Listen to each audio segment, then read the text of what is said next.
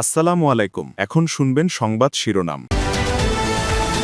স্বদেশে তারেক রহমানকে অভ্যর্থনা জানানোর প্রস্তুতি, অর্ধ কোটি লোক সমাগমের প্রত্যাশা বিএনপির।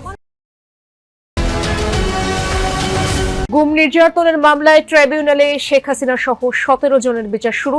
21 জানুয়ারি সাক্ষ্য গ্রহণ, অব্যাহতি চেয়ে আসামি সেনা কর্মকর্তাদের আবেদন খারিজ। জমিয়তে উলামায়ে ইসলামের সাথে 4 আসনে বিএনপির সমঝোতা, পরস্পরের আসনে প্রার্থী না দেওয়ার সিদ্ধান্ত। নির্বাচন ব্যবস্থার অতীত দুর্নাম ঘোচাতে চায় কমিশন, মাঠ কর্মকর্তাদের সাথে সিইসির বৈঠক, আইনের কঠোর প্রয়োগের নির্দেশনা।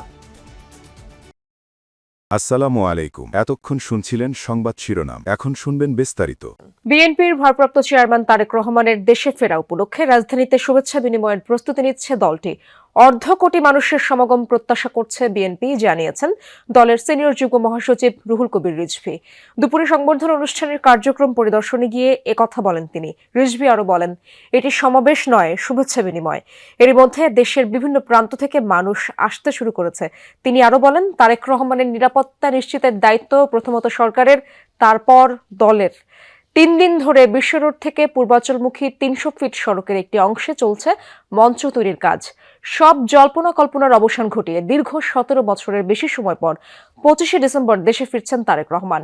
ঢাকায় পৌঁছে 300 ফিটের শুভেচ্ছা বিনিময় অনুষ্ঠানের যোগ দেবেন তিনি। সেখান থেকে এভারকেয়ার হাসপাতালে যাবেন চিকিৎসাধীন মা বেগম খালেদা জিয়াকে দেখতে। 25 তারিখে এখানে মানে মানুষের মহামিলন এবং মহামেলায় পরিণত হবে, এই ব্যাপারে আমরা নিশ্চিত। এটা কিন্তু সমাবেশ না, এই যে জনসমাগম হবে তাদের সামনে শুভেচ্ছা দিয়ে উনি তার মা দেশনেত্রী বেগম খালেদা জিয়া তাকে দেখে তারপরে তিনি বাসায় যাবেন। অর্ধ কোটিরও বেশি মানুষের উপস্থিতি হবে সেদিন ঢাকায় ইনশাআল্লাহ। এখন পর্যন্ত প্রস্তুতির যে কার্যক্রম সেটি তো দ্রুত বেগে এগোচ্ছে এবং প্রতি ঘন্টায় সেই অবস্থার কিংবা সেই দৃশ্যের সেই চিত্রের বেশ পরিবর্তন বোঝা যাচ্ছে। মঞ্চের একেবারে ঠিক পাশেই রয়েছে, খুব স্পষ্টভাবে মঞ্চের ঠিক উপরে যেই ছাউনিটা হবে সেটি সবচেয়ে বেশি আসলে মনোযোগ দেওয়া হয়েছে এই মঞ্চটির দিকে।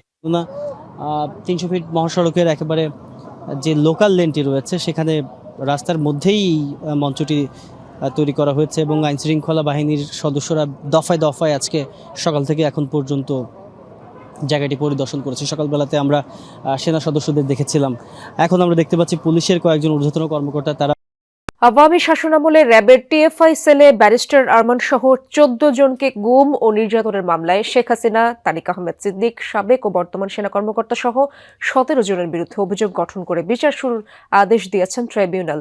আন্তর্জাতিক অপরাধ ট্রাইব্যুনাল 1-এর বিচারিক প্যানেল এই আদেশ দেন। এদিন আসামের পক্ষে অভিযোগ থেকে অব্যাহতি চেয়ে যে আবেদনও খারিজ করা হয়। গ্রেপ্তার 10 সেনা কর্মকর্তা নিজেদের নির্দোষ দাবি করেন। এই মামলায় 21 জানুয়ারি সূচনা বক্তব্য, সাক্ষ্য গ্রহণ অনুষ্ঠিত হবে। এছাড়া গুমের মামলায় জিয়াউল আহসানকে গ্রেপ্তার দেখিয়েছেন আদালত। এদিকে ট্রাইব্যুনাল 2-এ কুষ্টিয়ায় 6 জনকে হত্যা মামলায় আওয়ামী লীগ নেতা মাহবুবুল আলম হানিফের বিরুদ্ধে সাক্ষ্য গ্রহণ হয়। এই মামলায় তিনি পলাতক রয়েছেন। মাননীয় ট্রাইব্যুনাল চার্জ গঠনের আদেশ দিয়েছেন। 2016 সাল থেকে 2024 সাল সময়কালে 14 জন ভিকটিমের জন্য 17 জন আসামির বিরুদ্ধে মোট 4টি অভিযোগ গঠন করা হয়েছে। তারা প্রত্যেকেই নিজেদেরকে নির্দোষ দাবি করে ন্যায় বিচার প্রার্থনা করেছেন এবং সেই প্রেক্ষিতে আগামী 21 জানুয়ারিতে একটি গোষ্ঠী গণতন্ত্র উত্তরণের পথ বাধাগ্রস্ত করছে। সরকারের ব্যর্থতার কারণে আইনশৃঙ্খলা পরিস্থিতির ভয়াবহ অবনতি হয়েছে বলেও অভিযোগ করেন বিএনপি মহাসচিব মির্জা ফখরুল ইসলাম আলমগীর। দুপুরে গুলশানে বিএনপি চেয়ারপারসনের কার্যালয়ে 4টি আসন ভাগাভাগির ঘোষণা দেন তিনি। জানান, জমিয়তে উলামায়ে ইসলামের সাথে নির্বাচনী সমঝোতা হয়েছে দলটির। তাদের 4টি আসন দিয়েছে বিএনপি। এর মধ্যে ব্রাহ্মণবাড়িয়া 2 থেকে জুনায়েদ আল হাবিব, সিলেট 5-এ ওবায়দুল্লাহ ফারুক, নারায়ণগঞ্জ 4-এ মনির হোসেন কাশেমি এবং নীলফামারী 1 থেকে মঞ্জুরুল ইসলাম আফেন্দিকে মনোনয়ন দেবার সিদ্ধান্ত নেওয়া হয়েছে। বিএনপির স্থায়ী কমিটির সদস্য সালাউদ্দিন আহমদ বলেন, জমিয়তে উলামায়ে ইসলামের আসনে বিএনপির প্রার্থী থাকবে না, একইভাবে ধানের শীষের প্রার্থীদের আসনে থাকবে না জমিয়তের প্রার্থী। তাদের সাথে আমাদের সমঝোতা হয়েছে, ওই আসনে বিএনপির কোনো প্রার্থী থাকবে না। সারা বাংলাদেশে অন্যান্য আসনে ওনাদের কোনো প্রার্থী থাকবে না। আমরা সেই সমঝোতার মধ্যে উপনীত হয়েছি। কিছু সংখ্যক ব্যক্তি মহল তারা এই ট্রানজিশনাল যে প্রসেস এটাকে বাধাগ্রস্ত করার জন্য ভয়ঙ্করভাবে চক্রান্ত করছে।